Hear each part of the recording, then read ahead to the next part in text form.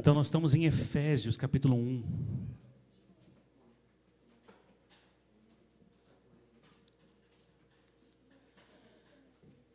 Muito bem, mediante a tantas pregações que nós temos escutado, irmãos, nós podemos escutar, a forma de a gente estar passando a Bíblia, né, nós conhecemos como palavras evangelísticas, temáticas, e essa forma aqui chama-se de expositiva. Por que expositiva? Porque a gente expõe a palavra de Deus, frase por frase, palavra por palavra, tentando compreender o que ela está dizendo. Agora, nós já falamos sobre isso aqui. O que a Bíblia diz, independente daquilo que eu acho que ela está dizendo, o que ela está dizendo para nós? Primeira pergunta é essa. Segunda, sim, aí você pergunta para você mesmo, o que ela está dizendo para mim? Então, é muito importante que a gente compreenda a palavra de Deus assim. Porque um dos fatos mais importantes é porque a Bíblia não foi escrita em português. Ela não foi escrita em inglês. Ela foi escrita no grego, ou no aramaico, ou no hebraico. Então, quando a gente lê a palavra de Deus ali, nós estamos lendo uma carta que foi escrita há 2000 anos atrás, com um contexto diferente daquilo que é o Brasil hoje. Não tinha McDonald's, não tinha ar-condicionado, não tinha o Brasil, não tinha as Américas, não tinha os Estados Unidos, não tinha, a democracia estava iniciando ainda. Então, nós estamos lendo algo histórico, 2000 anos atrás. Tanto que a Bíblia, irmãos, quando a gente lê a Bíblia, aqui dentro tem livros históricos, tem poemas, salmo, provérbios, lamentações, são poemas lindos, maravilhosos, né? Tem livros da lei, o Pentateuco, que é o inicial, de Gênesis até Deuteronômio. Tem as cartas paulinas. Isso aqui nós vamos ler hoje é uma carta. Como assim uma carta? Exatamente, é uma carta mesmo, que foi escrita por apóstolo Paulo para ser entregue para a igreja. Quando fala igreja, irmãos, é nós, a igreja de Cristo. Então, era entregue para que você leia. Então, nós vamos estar lendo agora do versículo 15 até o versículo 23, tá bom? Me acompanhe aqui, vamos iniciar. Então, diz assim o apóstolo Paulo: por isso, também eu, tendo ouvido a fé que há entre vós no Senhor Jesus, e o amor para com todos os santos, não cesso de dar graças por vós, fazendo menção de vós nas minhas orações, para que o Deus do nosso Senhor Jesus Cristo, o Pai da glória, vos conceda espírito de sabedoria, de revelação, no pleno conhecimento dEle. Iluminados os olhos do vosso coração, para saberdes qual é a esperança do seu chamado, qual a riqueza da glória de sua herança nos santos, e qual a suprema grandeza de seu poder para com os que cremos, segundo a eficácia da força do seu poder, o qual exerceu ele em Cristo, ressuscitando-o dentre os mortos e fazendo-o sentar à sua direita nos lugares celestiais, acima de todo principado e potestade e poder e domínio, e de todo nome que se possa referir, não só no presente século, mas também no vindouro. Por todas as coisas debaixo dos céus, e para ser o cabeça sobre todas as coisas, o deu à igreja. 23, o qual é o seu corpo, a plenitude daquele que tudo enche em todas as coisas. Amém?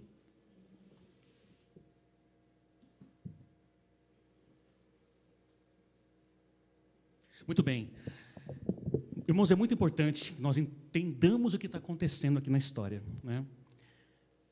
Quem não é de São Paulo não vai saber a história de São Paulo, a não ser que se viveu aqui, né? Quem nasce em Jandira, por exemplo, a Rose está aqui há bom tempo, conhece a história de Jandira. E conhece como que funciona aqui na cidade de Jandira, não é mesmo? Quem veio da Bahia, por exemplo, nasceu lá em Salvador. Eu não posso falar nada sobre Salvador, porque eu não conheço muito Salvador. Então, eu não tenho autoridade para falar sobre isso, nenhuma. Quando nós lemos a palavra de Deus, irmãos, é importante que nós a compreendamos essa forma de conhecimento, mas também daquilo que Deus quer revelar a nós, através da palavra dele aqui. Então, para isso, vamos conhecer um pouquinho da cidade de Éfeso. Efésios, a cidade é Éfeso. Éfeso hoje é lá na Turquia, né? E ela é a cidade que já não existe mais, mas é uma cidade que fazia parte da época lá de Éfeso. É importante nós notarmos um pouquinho sobre isso. Eu escrevi algumas coisas interessantes aqui. Por exemplo, Jerusalém é conhecida por quê? É conhecida como a cidade onde veio ali o nascimento, né? Onde veio ali toda a história daquele que morreu por você e por mim. O nome dele é Jesus. Jerusalém é conhecida por isso. Atenas, sabe Atenas? Atenas, na Grécia, é conhecida como a influência intelectual, o berço da democracia. Lá em Atenas, nós temos os filósofos, vocês estão na escola agora estudando, já estudamos, né? Nós vimos Platão, Aristóteles, vimos todos aqueles filósofos que viveram antes de Cristo Jesus. Atenas é conhecida como uma cidade assim. Roma é conhecida como uma cidade da lei e da justiça. Poxa vida, gente, os romanos, quando matavam as pessoas, eles matavam de uma forma muito peculiar, faziam a pessoa sofrer ao morrer. Cristo foi uma delas, né? A crucificação criada pelos romanos foi criada para impor dor na pessoa até o último segundo da vida dela. Hoje, graças a Deus, nós não temos isso. Já pensou? As pessoas sendo crucificadas na rua de hoje. Roma é conhecida pela justiça e pela lei, no mundo inteiro. Vamos para nosso tempo de hoje, Londres. Londres fica na Inglaterra. Ela é conhecida como a cidade da literatura. Então, as poesias... E você conhece, poxa, o Beatles, né? O famoso Beatles nasceu de onde? Da Inglaterra. Nós temos Nova York. Nova York é uma cidade hoje que é americana, mas podemos dizer que Nova York é uma cidade única, porque todo mundo está lá. Brasileiro, chileno, asiático, africano, europeu, russo. Então, se você vai lá, você vai encontrar quase tudo, menos inglês. Tem tudo naquela cidade. Seria como se fosse hoje uma nova Babilônia, a Nova York. E Jandira, hein? É a cidade do quê? Favo de mel? Sabiam disso? Só que não tem abelha, né? Por que favo de mel? Eu não sei, né? Tem que voltar na história aí de Jandira. De onde que é a irmã? Onde vocês são? De onde vocês nasceram? Eu sou pernambucana e qual cidade? Qual cidade? A Igaraçu. Porque eu não nasci no Recife. Então, tá. Igaraçu. Eu nunca ouvi falar, eu não conheço. Mas aí, fala com respeito ali, né? Igaraçu, né? Igaraçu. Muito bem. Rose, você nasceu em? Pernambuco também, né? O Gil? Na Bahia. Onde Bahia, Gil? Perto de Salvador, né? Muito bem. Enfim, são as cidades que falam sobre isso. Por que eu estou trazendo isso para você nessa noite? Porque Éfeso, tem dois cunhos aqui. Então, olha para mim aqui. Então, Éfeso tem, para nós, para aqueles que estão em Jesus Cristo, aqueles da igreja, ele tem um significado. Para o restante, outro significado. Então, para aqueles que estão em Jesus, a igreja de Cristo, Éfeso é a cidade que mostra para a gente como ser crente. Tudo bem comigo? Ele vai ensinar, essa carta vai ensinar a nós como devemos ser de Jesus. Ah, sou de Jesus, sou crente. Ah, é? Como? Qual é o caminho que você deve seguir? Gente, não é de qualquer jeito. Ah, você é crente hoje. Ah, é? Então, o que é ser crente? O que é ser de Jesus? Tem que responder essa pergunta. Porque, senão, quem vai responder? São Paulo? Londres? Atenas? Roma? Grécia? De maneira alguma. É por isso que essa carta é linda. É por isso que nós estamos estudando ela, para entender como que o Marquinhos, como que vocês, como que nós podemos viver nossa vida chamada de crente. Eu sou crente, então, se eu sou crente, como que eu vivo minha vida? Correto? Quem quer saber disso? Levanta a mão. Amém? Espero que sim, né, gente? Se alguém chama, ele é crente. Então, se ele é crente, ele vive de uma forma diferente. Qual forma? Vamos ler a Bíblia, né? Então, gente, é importante entender que a cidade de Éfeso também, tínhamos falado uma vez sobre isso, ela é uma cidade que tinha mais ou menos 250 mil habitantes, é uma cidade que tinha, era portuária, como se fosse Santos, ok? E dentro da cidade tinha muito comércio. Olha para mim aqui. Imagina só, a pessoa desce do barco em Éfeso. Vamos pintar essa imagem, tá? Desce do barco em Éfeso. Ele sai do barco, vai do barco até o centro de Éfeso. Esse caminho aqui, ó, de 15 quilômetros, estava tudo cheio de comerciante. Aqui, ó, história. Comerciante. Vendendo o quê? Alguém adivinha? O que estão vendendo? Mercadoria, comércio, frutas, mas tem uma coisa em principal que eles vendiam. A história diz isso, eles vendiam, irmãos. Vamos pegar aqui.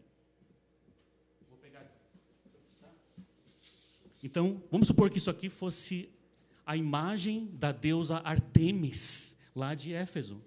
Éfeso tinha um templo de prostituição, tá bom? Onde tinham mais de 100 prostitutas que serviam a essa deusa chamada Artemis. Então, naquele caminho de 15 quilômetros, tinham muitos comerciantes vendendo a imagem de Artemis, de barro, de madeira, vendendo. Então, olha só, olha para mim. Quando Paulo chega lá, quando o apóstolo Paulo chega em Éfeso, ele começa a destruir isso. E o pessoal fica bravo com Paulo. Falei, Paulo, por quê, irmãos? A palavra de Deus diz que lá, naquela época, historicamente falando também, não tinha só essas vendas de comércio, mas também tinha o que é chamado de ocultismo, espiritismo, ou então o estudo a coisas ocultas.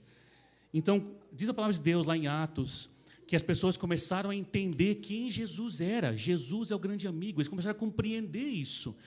E começaram a pegar aqueles livros de ocultismo, tacaram fogo naqueles livros. Começaram a pegar ali a imagem de Artemis, começaram a tacar fogo naquele negócio. O que aconteceu com aquela estrada? Começou a perder fama. Então, no final, lá de Atos, capítulo 20, 19, Paulo fala assim, gente, nós vamos ter que parar. Praticamente, teve que dar uma parada no evangelismo, porque era tanta pessoa conhecendo Jesus, que eles tiveram que parar, porque estava dando um problema enorme, que a cidade estava se tornando cristã.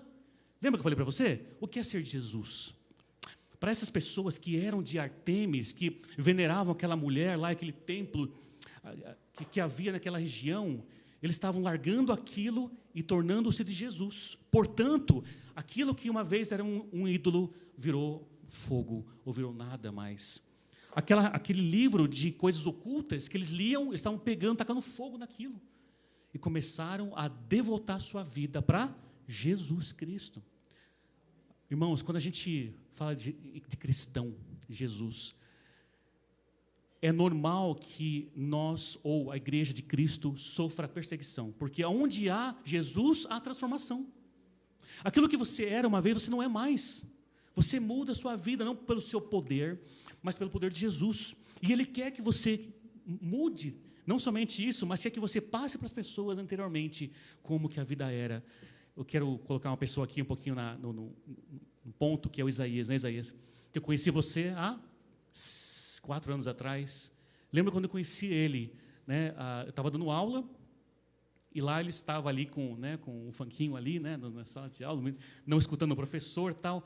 Mas ele foi conhecendo a palavra de Deus. E a palavra de Deus foi mudando a sua vida. É que nem quando a gente fala assim, quem vai para o iPhone e sai quem vai para o Android, para o iPhone, não volta mais, né? Do iPhone, é o que dizem aí. Quem é de Jesus não quer voltar mais. Porque você aprende a transformar. Gente, essa história de Éfeso aqui é real. Tanto que teve tanta situação contra Paulo que a igreja tentou, que a cidade tentou parar Paulo. Então, mediante isso aqui, eu quero ler, mais uma vez, voltamos aqui para Efésios, nós vamos ler, versículo por versículo, aquilo que Paulo está tentando mostrar para nós. Então, ele fala aqui, versículo 15, primeiras 2 palavras, quais são? No meu versículo aqui, né? Por isso, né? Ou... Tem outra versão aí que fala outra coisa? Por isso, no entanto, desde, né? Por isso, também eu, tendo ouvido a fé que há entre vós, o Senhor Jesus, e o amor para com todos os santos, não cesso de dar graças por vós, fazendo menção de vós nas minhas orações. Quando Paulo fala assim, queridos irmãos, por isso, o que ele está dizendo? Vamos fazer um pouco de português aqui?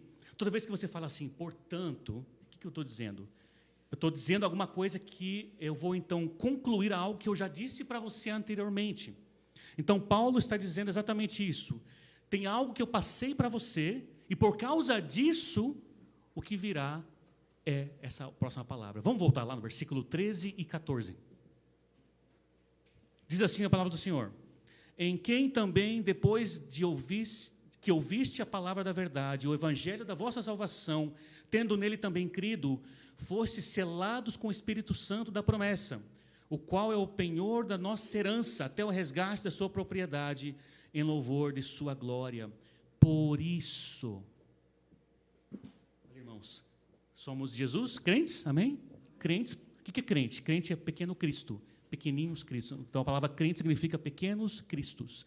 Quando você fala, sou crente, quer dizer que você é uma representação de Jesus na terra.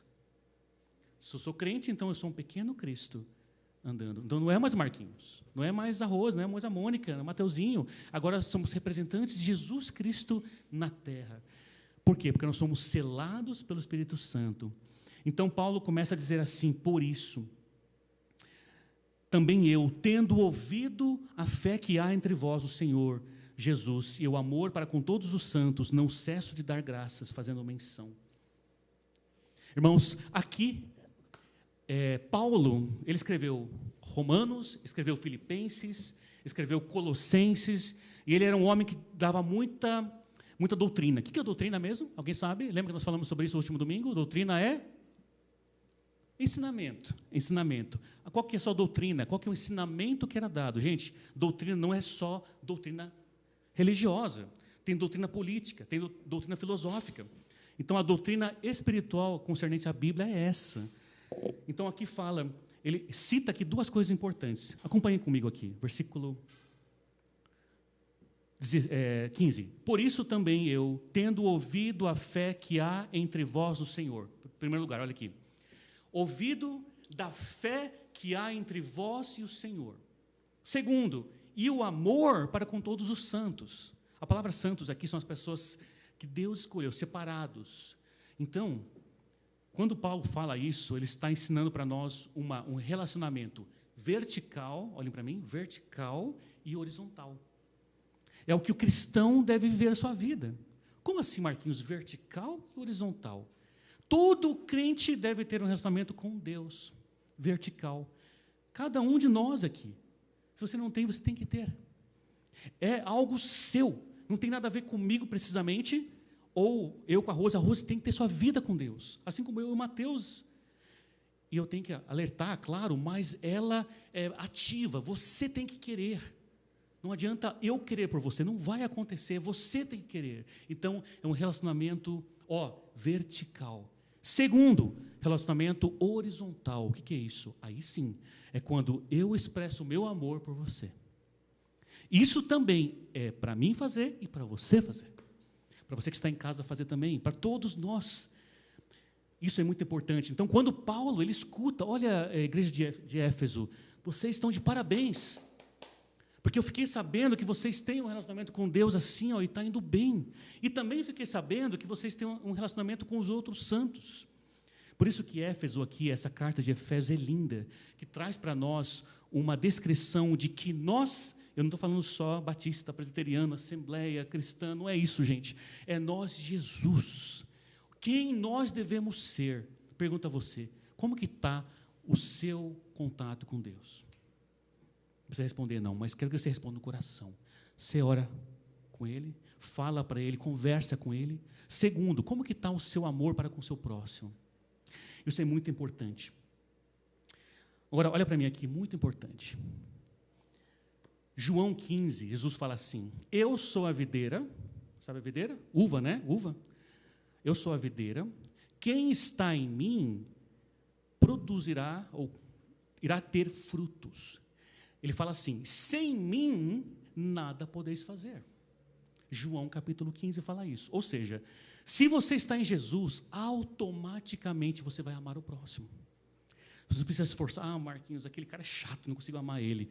Eu sei, mas através do amor de Jesus você pode. Eu não tenho paciência com aquela pessoa, aquele vizinho, aquela família, aquele professor, aquele aluno. Você não consegue mesmo, mas em Jesus tudo é possível. É um milagre. A segunda coisa que nós vemos, o cristianismo depende de dois princípios, que é amar o Senhor e amar o seu próximo. Vamos lá para 1 João 4. Abra sua Bíblia, se você não tiver, eu leio aqui, tá? 1 João capítulo 4, versículo 20.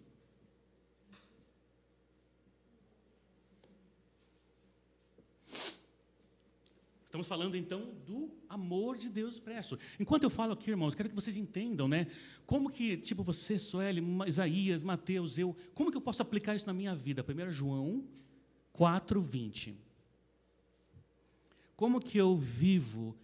Se eu sou de Jesus, se eu sou cristão, se eu quero ser de Jesus, como que eu devo viver a minha vida? Não é? Isso é importante, porque é isso que Jesus fala aqui. E esse versículo é lindo. Vou pedir para que o Isaías leia para mim, Isaías. Em voz alta, bem devagar.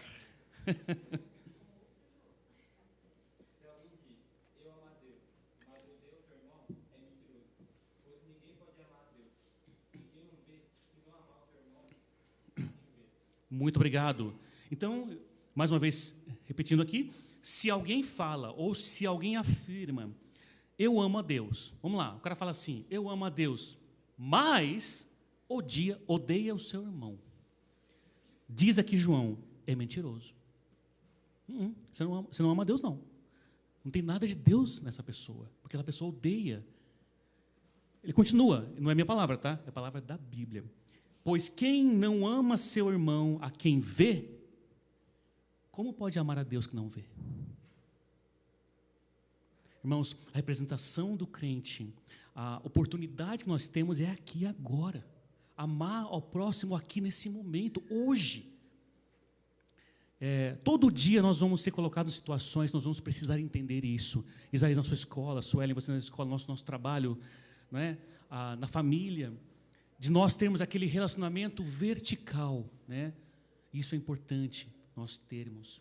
Então, se alguém falar eu amo a Deus, mas odeia o seu irmão, então de acordo a João, e João ele é muito firme, ele não dá chance. Você não ama o seu irmão, então cuidado. Você quer perguntar para Marquinhos, como que eu sei se eu não sou de Jesus? Aqui tem um sinal. Se você não consegue amar, se você não consegue perdoar a pessoa que te ofendeu, se você não consegue, então pode questionar, será que eu sou de Jesus? Porque quem é de Jesus, perdoa. Por quê? Porque eu fui perdoado. Não é verdade? Porque eu fui perdoado. Ninguém teria chance se não fosse Deus. Eu vou ler mais um versículo, não precisa abrir, mas fica em João 13, 34, que diz assim, um novo mandamento lhes dou. Ame uns aos outros, como eu, Jesus, os amei. Vocês devem amar uns aos outros. Com isso, todos saberão que vocês são meus discípulos, se vocês amarem uns aos outros. Lindo, forte, poderoso aqui. Ele fala um novo mandamento, sabe por quê? Porque o antigo mandamento falava o quê? Olho por olho, dente por dente. Ah, você bateu? Eu bato de volta. Você roubou? Eu roubo os seus. Aí Cristo vai assim, eis que eu dou um novo mandamento. O novo mandamento é, amem uns aos outros. Essa palavra amem aqui é ágape. Ágape um ao outro, ou seja, esse amor é um amor demonstrativo. Já falei várias vezes sobre isso, é um amor que você deve demonstrar esse amor. Como os amei, vocês devem amar uns aos outros. Com isso, todos saberão que vocês são meus discípulos.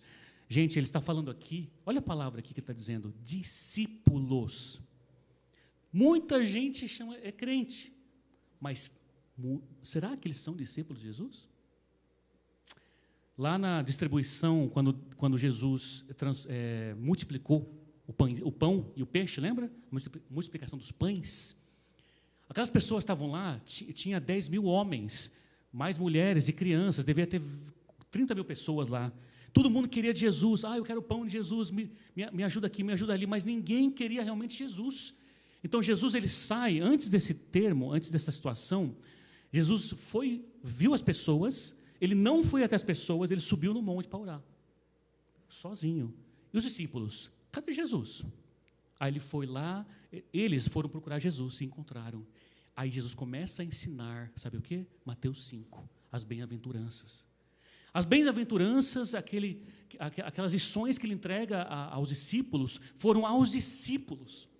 Então você fala assim, eu quero ser de Jesus, quero ser crente, mas eu preciso ser discípulo de Jesus. E o discípulo faz o quê com o seu mestre? Ele segue o seu mestre. Compreende? Ele segue o seu mestre. Por isso, quando aqui nós lemos isso aqui, esse versículo, né? Eu tenho ouvido da fé que há entre vocês o Senhor. Eu tenho ouvido do amor que vocês têm entre vocês. Olha o que Paulo fala. Não cesso de dar graças por vocês. Então Paulo, ele está orando duas coisas. Primeira oração, obrigado. Deus seja louvado porque vocês entenderam o recado. Vocês estão amando a Deus e vocês estão amando o próximo. Parabéns. A segunda oração, depois ele vai falar isso no versículo 17. Irmãos, a primeira lição para nós aqui, então, baseada nisso, é essa. Como que está o teu relacionamento vertical? Com Deus, não é com ninguém não. Não é com o padre ou com o Bolsonaro, ou com o prefeito, mãe, tio, não. É sua vida e Jesus, e Deus. Quem pode responder essa pergunta é só você e eu. Ninguém mais tem o poder, porque você é responsável pela sua vida. Segunda pergunta, como está a sua vida em relação com os outros irmãos? Será que tem pessoas que você não suporta? Será que tem situações que você fala assim, eu não aturo aquela pessoa, eu não aguento aquela pessoa, quero mandar aquela pessoa para aquela palavra bem forte, inferno. Não, para o inferno mesmo? Quer mandar ela para o inferno? Tem certeza disso? Onde Deus nunca mais vai, onde Deus não está? Inclusive, não usa a palavra, gente, a palavra inferno, nem para brincadeira. Vai para o inferno. Não vai, não. Não faça isso, não. É horrível. Porque o inferno é um lugar onde Deus não está, a escuridão pura. Lá é feito para os demônios, não para nós. Pessoas vão para lá porque não aceitaram Jesus. Mas não é nosso lugar, e não deseje isso para ninguém, nem o seu pior inimigo. Se você tem, acerte-se com o Senhor. Então, como está a sua vida ali? Vamos continuar? Tudo bem? Versículo 17 e 18, fala assim. Efésios 1, 17 e 18. Para que o Deus de nosso Senhor Jesus Cristo, o Pai da glória, vos dê um espírito de sabedoria, de revelação no conhecimento dEle, tendo os olhos vossos corações iluminados, diz a palavra do Senhor. Sabe que Jesus é o nosso irmão mais velho, né? Aqui Paulo fala várias vezes isso, né? O Deus de nosso Senhor Jesus Cristo, o Pai de nosso Senhor Jesus Cristo. E ele pede para que, a oração de Paulo é para que Deus dê a nós entendimento, revelação e iluminação. Agora, cuidado com essas palavras, pelo amor de Deus, né? Vou explicar por que aqui. Vos dê um espírito de sabedoria e de revelação. Já falei para vocês que lá em Éfeso, as pessoas estavam praticando ocultismo. E não era coisa branda não, gente. Era coisa muito poderosa. Existe outro poder? Sim. Faz curar? Sim. Cura. O inimigo consegue curar? Sim, consegue. Você vê esse exemplo na Bíblia em vários relatos. Então, não se engane se alguém chegar para você e falar, sou de Jesus, mas não, na verdade não é. Ele mesmo fala que o inimigo se transforma como um anjo de luz para enganar a muitos. E muitos creem. Temos que tomar cuidado. Então, lá em Atos 19, nós não vamos abrir lá, mas fala que naquela época eles estavam praticando o ocultismo. Não somente isso, mas eles tinham livros de ocultismo que falavam sobre isso. Eu lembro de um testemunho que eu vi de um homem, um cristão, que ele consumiu cogumelo. Sabe cogumelo, né? Então, a partir de consumir cogumelo, ele teve um transe, ele começou a viajar no mundo, aí o cara começou a dar uma viagem, né? E ele cita que ele viu nessa viagem seres, viu um anjo de luz, que não sei o quê, e foi levando esse cara a um caminho que o levou somente à perdição. E ele falou uma coisa assim, o inimigo, olha, presta atenção, ele falou assim, o inimigo, através das suas artimanhas, leva a pessoa, prende a pessoa até o ponto, mas não dá a resposta. Porque a resposta é única. A resposta é o quê? O que Cristo falou? Eu sou o caminho, a verdade e a vida. Ninguém vem ao Pai senão por mim. Ninguém. Eu vou ser bonzinho. Não falei palavrão hoje, vou para o céu. É? É só por Jesus. É só pela entrega a Jesus que você vai. Então lá tinha o ocultismo, tinha a revelação. Qual a revelação? Acontece isso nos dias de hoje, né? Onde muitos falam, poxa, eu recebi de Deus, Deus mandou dizer para você, olha, o que Deus disse para nós, está aqui. Está aqui. Se alguém disse, tudo bem, agora eu vou passar por aqui primeiro. Se o que você falou não bate com isso aqui, está fora. Aqui é o guia nosso, manual. Aqui fala assim, nós vimos ali, a terra passará, o mundo passará, mas essas palavras não irão passar. Tudo que está aqui vai ser cumprido, ele está cumprindo já. Então, a questão de revelação, tomemos cuidado com isso, porque naquela época, por isso que Paulo fala aqui, que Deus dê a vocês um espírito de sabedoria e de revelação, porque naquela época eles estavam procurando outro tipo de revelação. Irmãos, eu lembro de uma situação que eu passei, não vou citar nomes, uma situação muito chata, onde um líder X um dia foi pregar no local, onde ele trouxe uma mensagem e ele soube de situações da pessoa através do Facebook, e ele acabou induzindo toda a membresia a pensar que ele sabia a vida da pessoa. Só que nós sabíamos que não era verdade, porque ele tinha entrado no Facebook das pessoas. E as pessoas chorando na frente, como Deus é bom. Não, irmãos, nós temos que entender. Por isso que Paulo fala aqui, que Deus lhe dê o espírito da sabedoria e da revelação. Tudo bem. Por quê, então?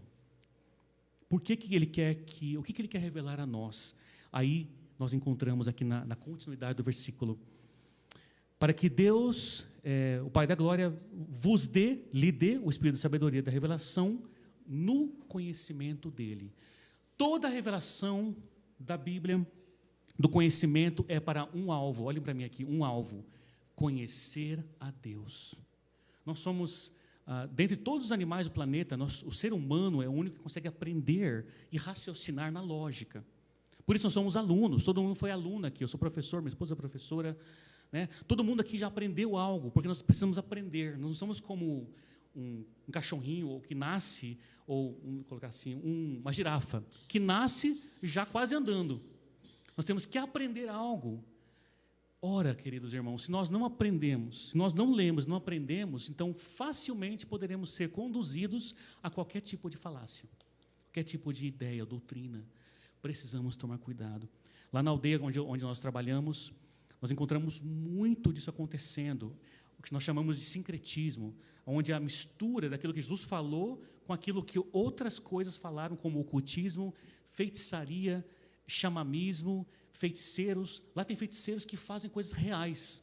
Eu lembro de uma história do meu pai, que ele contava para nós, que uma mulher tinha um tumor aqui na coxa, e levaram essa mulher lá na tribo, para um feiticeiro, que era da tribo do meu pai. E lá começaram então a pegar os batuques, parecido com isso aqui, não, diferente. Começaram a tocar o batuque, e o feiticeiro veio e começou então a cantar, tocar lá. E diz meu pai, ele não mentiria para mim, obviamente, né? Que aquela cachumba, ou aquele negócio, começou a descer a perna da mulher, preto. Começou a descer. Foi até a ponta do dedão. E aí saiu como uma forma de uma cobra sem cabeça, levantou no ar e começou a girar no ar e sumiu. Ela foi curada. Isso aqui é relato, eu tenho centenas de relatos assim. Aí você pergunta, o inimigo tem poder? E não. Olha, que sem Jesus estamos mortos, sem Jesus estamos condenados, porque ele levou Eva e Adão a fazer algo errado, porque não levaria nós também. Por isso, qual a nossa meta? Por que estamos aqui nessa noite, aqui? Para conhecer sobre Deus, conhecimento dEle, porque Ele transforma vidas, porque Ele tem o poder dEle. Nós cantamos aqui, se queres do pecado livrar, o seu sangue tem poder. Se você tem vícios, paixões, que querem dominar, o sangue de Deus tem poder. Lembra da história do irmão Gil, que conta a história, né, Gil? Sobre que você tinha, era o vício da cachaça, que Deus o libertou. Assim. O sangue não é poder do pastor, da igreja, não, é de Jesus, é de Deus. Como ele falou, sem Jesus nada podeis fazer. A última coisa que nós vamos terminar agora. Versículo 18, no finalzinho. Tendo os olhos do vosso coração iluminado. Duas palavras, coração iluminado. O coração aqui tem como está em português, mas não está na língua original. A língua original, a palavra é muito mais forte. A palavra coração aqui tem a ver com entendimento e essência. O que é isso aqui? O que é entendimento e essência? Olha para mim aqui.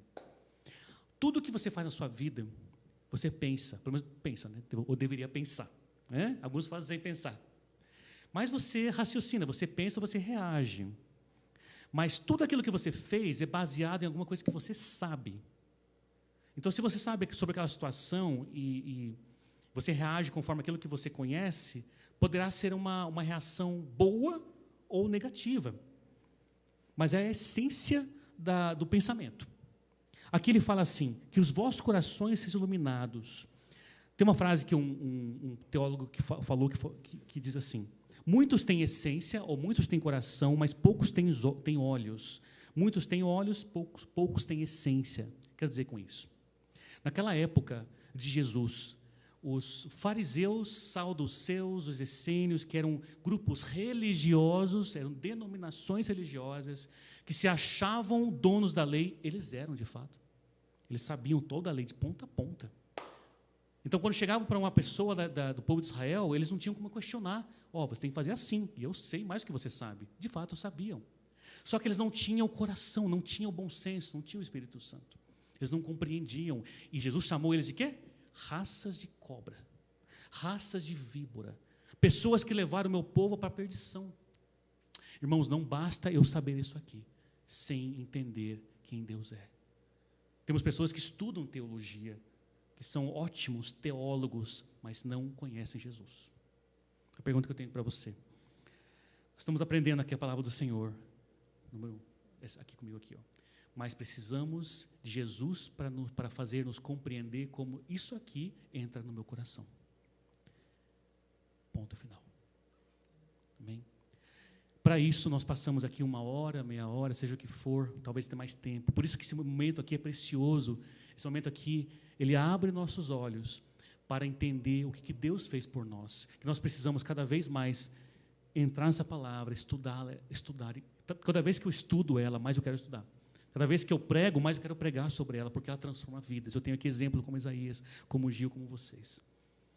Então, para finalizar, Paulo ora para que eles ganhem conhecimento de Deus em Cristo Jesus. Nos versículos anteriores, Isaías, passa para mim aquele papelzinho ali. Semana passada eu mandei. Obrigado. Pode passar um passadão? Por favor, obrigado. Semana passada eu preguei sobre isso aqui, ó. Em Cristo somos, não é? E cada um deles aqui no versículo 1 até o versículo 13 de Efésios, nós falamos sobre o que você é em Cristo. O que eu sou em Cristo? Esta preposição em tem a ver com posição. Né? Por exemplo, se você está em Cristo, então quem você é de fato? Eu não vou preencher aqui agora, mas quero que vocês façam uma lição de casa. Como professor, eu vou dar lição de casa para vocês, tá?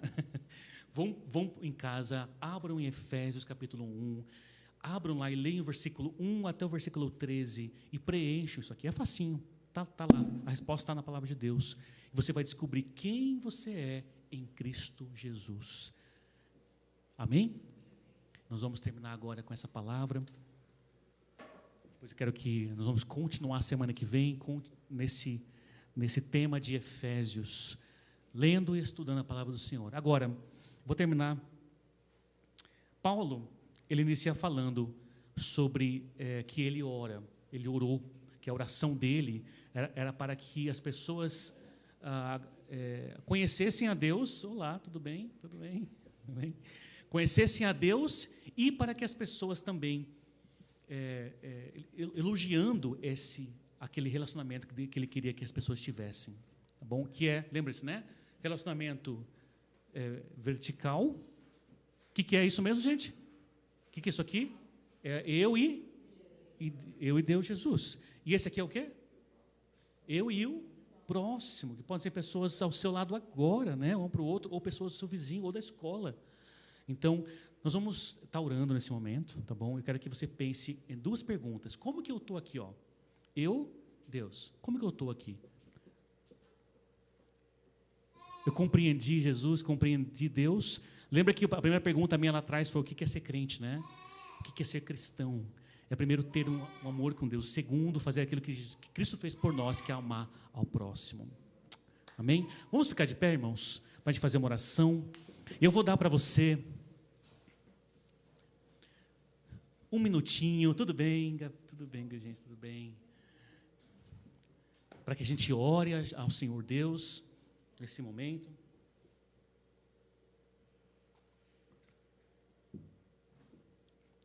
Vamos fazer o seguinte, feche seus olhos. Isso eu peço para que ninguém venha estar olhando um para o outro, tá? Para a gente estar focando em você. Eu quero que você olhe para a sua vida. Eu não conheço a sua vida, não sei. Você não conhece a minha também. Mas Deus conhece. Então faça essa pergunta assim para mim, assim, como está o meu relacionamento com Deus? Como que está o meu relacionamento com Deus? Será que você tem caminhado com Deus? Será que você tem apenas pedido para Ele coisas? Ou você quer Jesus na sua vida? Você quer Deus na sua vida? Talvez nessa noite e a semana Ele queira que você converse, fique com Ele, caminhe com Ele na sua semana. Não é? Segunda pergunta, como está o seu relacionamento horizontal? As pessoas que estão do teu lado, você tem amado as pessoas, respeitado, demonstrado o amor para as pessoas do teu lado? No trabalho, na escola, aonde quer que for. Será que nós estamos de fato tendo ou sendo aquilo que João falou? Se você ama a Deus, mas não ama o seu irmão, você se engana. Nós precisamos amar. E amar é entregar, assim como Deus entregou Cristo por nós.